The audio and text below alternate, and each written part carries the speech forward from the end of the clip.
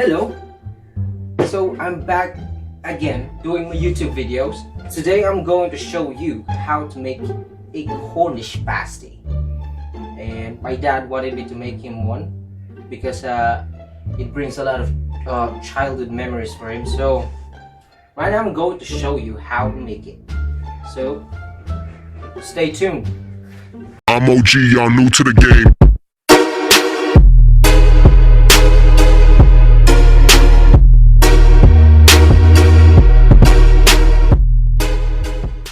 We're going to start with the pastry. So I used 3 cups of plain flour and 1 cup of self-raising flour. So this self-raising flour is going to add a little bit of lift for the dough. So it's in here. And this is 240 grams flour. 240 grams butter. I cut into cubes to make it easier for me to mix. So there you go. Traditional Cornish pastry, Cornish pasty, uses what we call lard. But the thing is, some countries stop producing lard because it's really not really nutrition. It's bad for your body because it's pure fat, animal fat. So it's better to use butter than lard. People nowadays stop doing the cultural thing of using the lard for the Cornish pasty. So we're just gonna use butter. I'm supposed to use 120 grams butter and 120 grams lard, but I used 240 grams butter.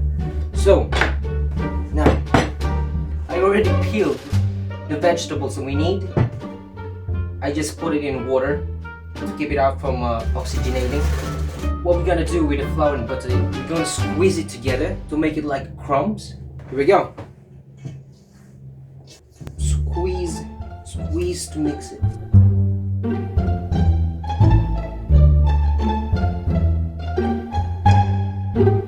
I almost forgot about the salt. You're just gonna need to add 1 teaspoon of salt in this.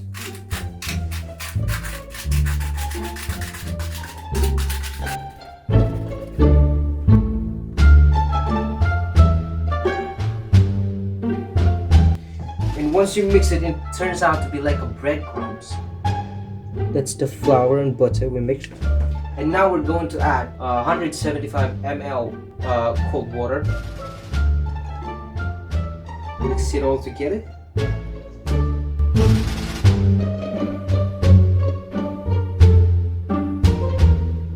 Now we don't want to overwork this dough because it's made out of butter. You're just gonna mix it a little bit and wrap it up and put it in the fridge for 3 hours, and that's where we're going to roll it. Okay?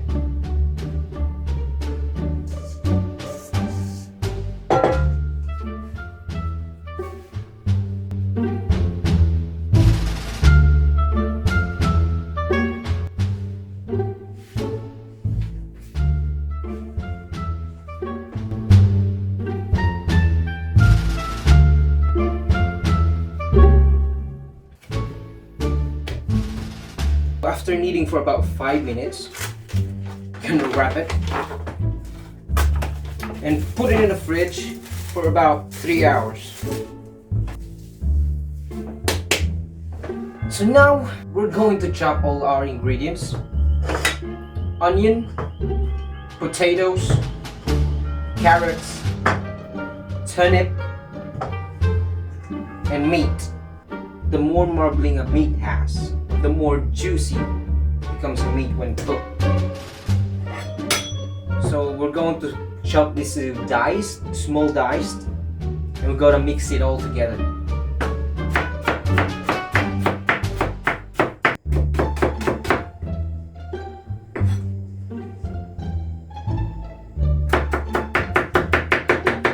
We're going to slice this not as small as this because we're going to keep the chunkiness of this meat, because this meat is going to the oven for about an hour, so we want that kind of juicy meat inside the Cornish pasty. We've got all the ingredients, slice them all apart.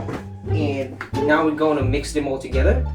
Mix them together with salt and pepper and my secret horseradish cream. We don't usually get this in the market, but now secret ingredient: carrots, potatoes, onions, turnips, salt and pepper. You gotta add a lot of pepper on this one because beef tastes better with a lot of pepper. Horseradish. Now this will also help for the juiciness of the filling. Not much, it might break pasty. And we're going to add some herbs. This is parsley and coriander. Now in chopping the herbs, you don't want to bruise them. You just want to slice it. You remove all the nutrients in the herbs, bruising them. Mix.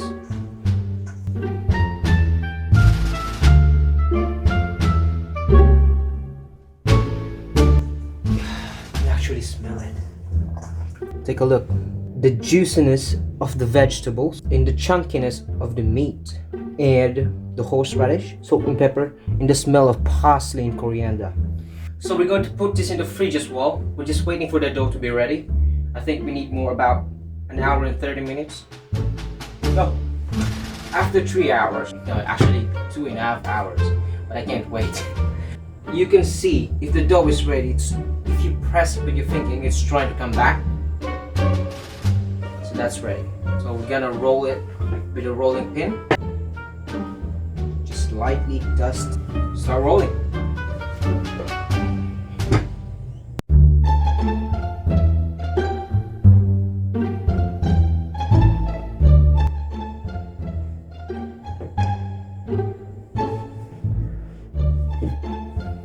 So we roll it like a millimeter thick or a centimeter, I don't know, probably a millimeter. And I'm gonna use this as a ruler and cut it. And we got a beautiful circle. And we can still use this to make like 3 more. So using spoon, put some of the ingredients over there. Just on the other side, because you're going to flip it.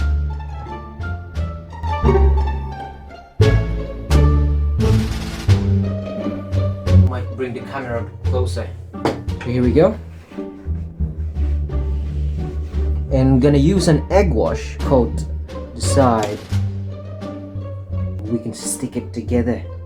Bring the other side in and make sure that you can press all the air inside. Let it all out. Beautiful, beautiful, beautiful. So in Philippines, we actually have something like this as well.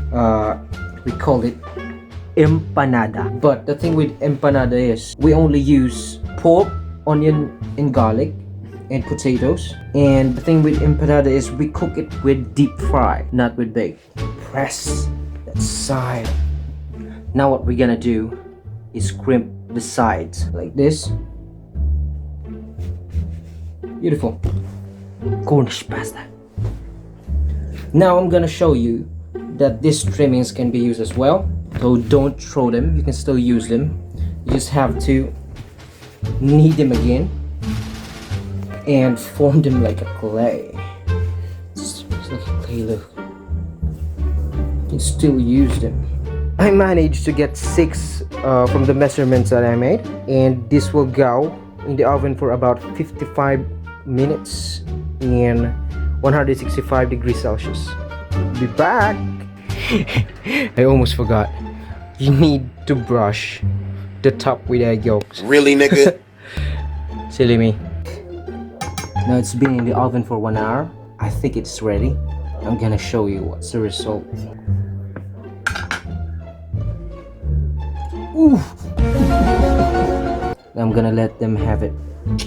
I've been hearing this from David. Yeah. Well, our family used to live in Cornwall before we came to Australia, and when we emigrated back in the 60s, and we used to have Cornish pasties a lot of times. You know, it got a lovely special taste.